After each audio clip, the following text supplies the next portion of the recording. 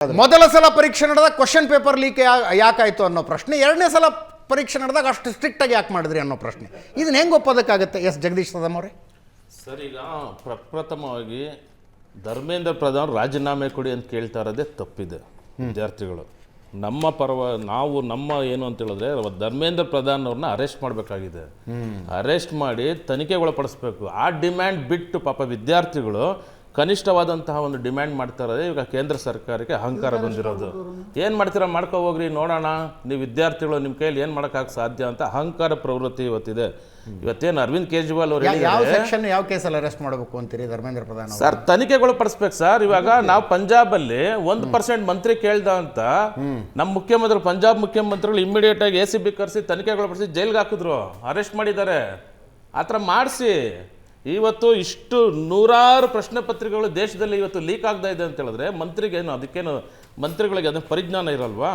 ಎಲ್ಲ ಪತ್ರಿಕೆಗಳು ಲೀಕ್ ಆಗುತ್ತೆ. ಮತ್ತು ಪರೀಕ್ಷಾ ಪ್ರಾಧಿಕಾರ ಏನಿದೆ, ಯಾವುದೋ ಹೈದರಾಬಾದ್ ಪ್ರೈವೇಟ್ ಕಂಪ್ನಿ ಕೊಟ್ಬಿಟ್ಟು ಕೋಟ್ಯಾಂತರ ರೂಪಾಯಿ ಟೆಂಡರ್ಗಳು ಕೊಟ್ಬಿಟ್ಟು ಆ ಟೆಂಡರಲ್ಲಿ ನಿಮ್ಗೆ ಎಷ್ಟು ಬಂದಿದೆ ಅದರಲ್ಲಿ ಬಕ್ಷೀಸು ಇವೆಲ್ಲ ಪ್ರಶ್ನೆ ಮಾಡೋಕ್ಕೆ ಮೋದಿಯವ್ರ ಕೈಲಿ ಮಾಡೋಕ್ಕಾಗುತ್ತಾ ಸಾಧ್ಯ? ಪ್ರಧಾನಮಂತ್ರಿಗಳ ಕೈಲಿ ಸಬಾರ್ಡಿನೇಟ್ ಮಾಡೋಕ್ಕಾಗುತ್ತಾ? CBI ತನಿಖೆ ಕೊಡಿ. ಇದು ಚರ್ಚೆ ನಿಮಗೆ ಕಳೆದ ವರ್ಷವೂ ಸಂಸತ್ತಲ್ಲಿ ಚರ್ಚೆ ಆಗಿದೆ. ಅಲ್ಲಿ ಧರ್ಮೇಂದ್ರ ಪ್ರಧಾನ್ ಅವರು ಸರಿಯಾಗಿ ಉತ್ತರ ಕೊಡಲಿಲ್ಲ. ಆವತ್ತೂ ಸಹ ಹಾರಿಕೆ ಉತ್ತರ ಕೊಟ್ಟು ಆವತ್ತು ಆ ಟೈಮ್ ಮೀರಿತು.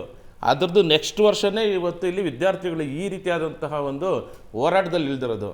ನೀವೆಲ್ಲ ಖಂಡಿತ 3-4 ದಿವಸದಿಂದ ಮಾತಾಡ್ತಾ ಇದ್ದೀರಾ. ಕೇಂದ್ರ ಸರ್ಕಾರದ ಒಂದು ಹಿಂಸಾ ಪ್ರವೃತ್ತಿನ ಇವತ್ತು ನೀವೆಲ್ಲ ಖಂಡಿಸ್ತಾ ಇದ್ದೀರಾ. ಇದಕ್ಕೆಲ್ಲ ತುಂಬ ಅಭಿನಂದನೆಗಳು. ಮೊನ್ನೆ ಅದೆಲ್ಲ ಅಮೆರಿಕಾದಿಂದ ಬಂದು ಪ್ರತಿಭಟನೆಗೆ ಕುಳಿತಿರುವ ಆ ಅಭಿಜಿತ್ ದೀಪಿಕೆಯ ಬೇಡಿಕೆಗಳೇ ಹೆಚ್ಚು ಲಾಜಿಕಲ್ ಅನ್ನಿಸ್ತಾ ಇದಾವೆ ನಿಮ್ಗೆ. ಸರ್, 12 ವರ್ಷದ ಪಾರ್ಟಿ ರೀ ನಿಮ್ದು. ಹೌದು ಸರ್. ಒಬ್ಬ ಮಂತ್ರಿ ಉತ್ತರದಾಯಿತ್ವ ಆಗಿಲ್ಲ ಅಂತ ಹೇಳಿದ್ರೆ ಹೇಗಾಗುತ್ತೆ ಸರ್? ಸಾಫ್ಟ್ ಆಗಿ ಕೂತ್ಕೊಂಡ್ಬಿಟ್ಟು ಒಂದು ಪ್ರಧಾನಮಂತ್ರಿಗಳು ಅವ್ರ ಕ್ಯಾಬಿನೆಟ್ ಮೀಟಿಂಗ್ ಅಲ್ಲಿ ಮಾತಾಡಿದಾರಂತೆ. ನಾವು ವಿದ್ಯಾರ್ಥಿಗಳ ಪರ ಇದ್ದೀವಿ, ಯಾರ್ಯಾರು ಆರೋಪಿಗಳಿದ್ದಾರೆ ಅವ್ರನ್ನೆಲ್ಲ ನಾವು ಶಿಕ್ಷೆಗಳು ಪಡಿಸ್ತೀವಿ ಅಂತ ಹೇಳ್ತಾರೆ. ಅದನ್ನೇ ಒಂದು ವಿಡಿಯೋ ಮಾಡಿ ಸ್ಟಾರ್ಟಿಂಗಲ್ಲಿ 1 ತಿಂಗಳು ಮುಂಚೆನೇ ಇದನ್ನು ವಿಡಿಯೋ ಮಾಡಿ ಅವ್ರ ಮನ್ ಕಿ ಬಾತಲ್ಲೆಲ್ಲ ಮಾತಾಡ್ಬೋದಾಗಿತ್ತಾನೆ. ಪರೀಕ್ಷೆಗಳ ಬಗ್ಗೆ ವಿದ್ಯಾರ್ಥಿಗಳು ಧೃತಿಗಿಡಬೇಡಿ ಅಂತ ಪ್ರತಿ ವಾರ ಹೇಳ್ತಾ ಇರ್ತಾರೆ. ಇದು ಪ್ರಧಾನಮಂತ್ರಿಗಳು ಒಂದು ಮೌನ ಬಿಟ್ಟು ಮಾತಾಡಿದ್ದಿದ್ರೆ ಇದೆಲ್ಲ ವಿರೋಧ ಪಕ್ಷಗಳು ಮಾಡ್ತಾ ಇರುವಂಥ ಷಡ್ಯಂತ್ರ ಅಂತ ಇವತ್ತು ಭಾರತೀಯ ಜನತಾ ಪಕ್ಷದವ್ರು ತಪ್ಪು ತಿಳ್ಕೊಂಡಿದ್ದಾರೆ. ಖಂಡಿತ ಅಲ್ಲ. ವಿದ್ಯಾರ್ಥಿಗಳು ಯಾವ ಸಂಘಟನೆಯೂ ಇಲ್ಲ.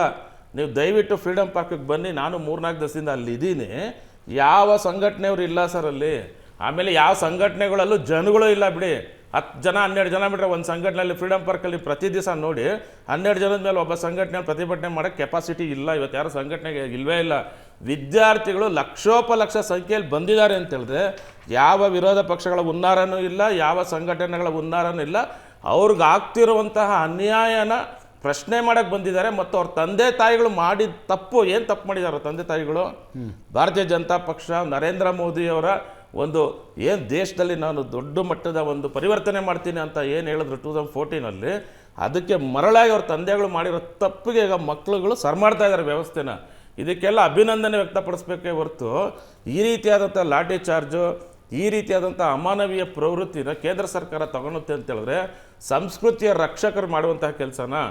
ನಿನ್ನೆ ಇದೇ ಅಭಿಜಿತ್ ಅವರು ಹೇಳಿದ್ರು, 3 ಲಾರಿಲಿ ನಿಮಗೆ ಕಲ್ಲುಗಳು ಜೋಡಿಸ್ಕೊಂಡ್ಬಂದಿದ್ದಾರೆ, ಹಳೆ ಗಾಡಿಗಳೆಲ್ಲ ಇಟ್ಟಿದ್ದಾರೆ ಅಂತ ಲೈವ್ ಮಾಡಿ ಅದನ್ನೆಲ್ಲ ಟೆಲಿಕಾಸ್ಟ್ ಮಾಡಿದ್ರು.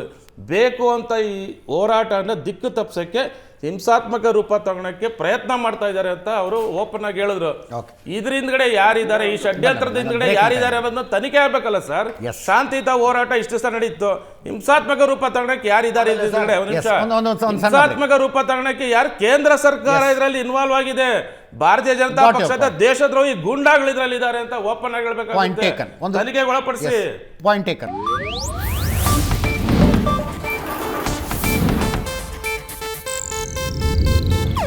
ಇದು ಏಷ್ಯಾನೆಟ್ ನ್ಯೂಸ್ ನೆಟ್ವರ್ಕ್ ಪ್ರಸ್ತುತಿ.